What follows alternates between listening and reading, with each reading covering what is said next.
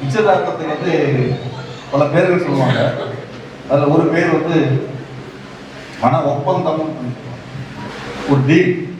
ரெண்டு பேரும் எப்போதும் சந்தோஷமா இருக்கிறதுக்கு சில டீல் தேவைப்படும். அது இப்போ உள்ள தலைமுறைக்கு நம்ம சொல்லி தெரிய வேண்டியதில்லை.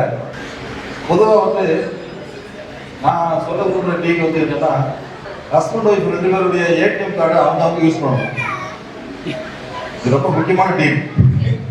ஏங்கல் சொல்லுவார், அவருடைய குடும்பம் தனிச்சிருந்த அரசு ஆய்வு கோட்பாங்கிற புத்தகத்தில் சொல்லுவார், நான் கனவு காண்கின்ற ஒரு சமூகத்தில் பொருளாதாரமோ இது ஒருத்தர் ஒருத்தர் சார்ந்தோ இப்படியெல்லாம் வாழக்கூடிய குடும்பமாக நான் கனவு காண்கின்ற குடும்பம் இருக்காது. காதலை மட்டுமே அடிப்படையாக கொண்டதுதான் அந்த குடும்பம் நான் சொல்லுவார். இந்த உண்மையான காதலுக்கு இடையூறாக அன்றாட வாழ்க்கை, பொருளாதாரம் இதெல்லாம் வந்துடக்கூடாது. அதுக்காக நீங்க அது சம்பந்தமான டீலிங்க வந்து உங்களுக்கான டீலிங் நீங்க தான் போட்டுக்கணும். எல்லாருக்கும் ஒரே மாதிரி மாத்திரையை பிரிஸ்கிரைப் பண்ண முடியாது. அப்படி வந்து வாழ்க்கைக்கு வந்து பிரிஸ்கிரிப்ஷனை கொடுக்க முடியாது. அவங்க தான் அவங்களுக்கான பிரிஸ்கிரிப்ஷனை உருவாக்கணும். அதாவது ரெண்டு பேருக்கு இடையிலான இடைவெளி என்பது ரொம்ப ரொம்ப அவசியம்.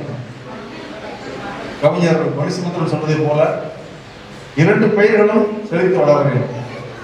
இரண்டு பயிர்களும் செழித்து வளர வேண்டுமானால் சரியான இடைவெளி விட்டு நட வேண்டும். இடைவெளி என்பது பிரிவல்ல. பூமி உருண்டைங்கிறது குழந்தைங்க ஒத்துக்கிறதே கிடையாது. அது புசத்துல இருக்கு, அதனால உருண்டை தான் இருக்கு. ஏன்னா நம்ம பூமி உருண்டை மேலே இருந்துட்டு இருக்கோம். இது முழுசா உருண்டையை பார்க்கணும்னா ஒரு 10,000 கிலோமீட்டர் தூரத்தில் போனதான் பார்க்க முடியும். இந்த மைக்கோட சைஸ் என்னங்கிறது இப்போ எனக்கு தெரியாது, தான் தெரியுது. முழுமையா எதையும் பார்க்கணும்னா அதுக்கு தேவையான ஒரு தூரம் கண்டிப்பா தேவை. இது வாழ்க்கைக்கு இது ரொம்ப ரொம்ப அவசியம். தூரம்ங்கிறது பிரிவுன்னு நினைச்சு நம்ம வந்து அதை பதட்டமாயிரும். அப்படி ஆக வேண்டிய அவசியம் இல்லை.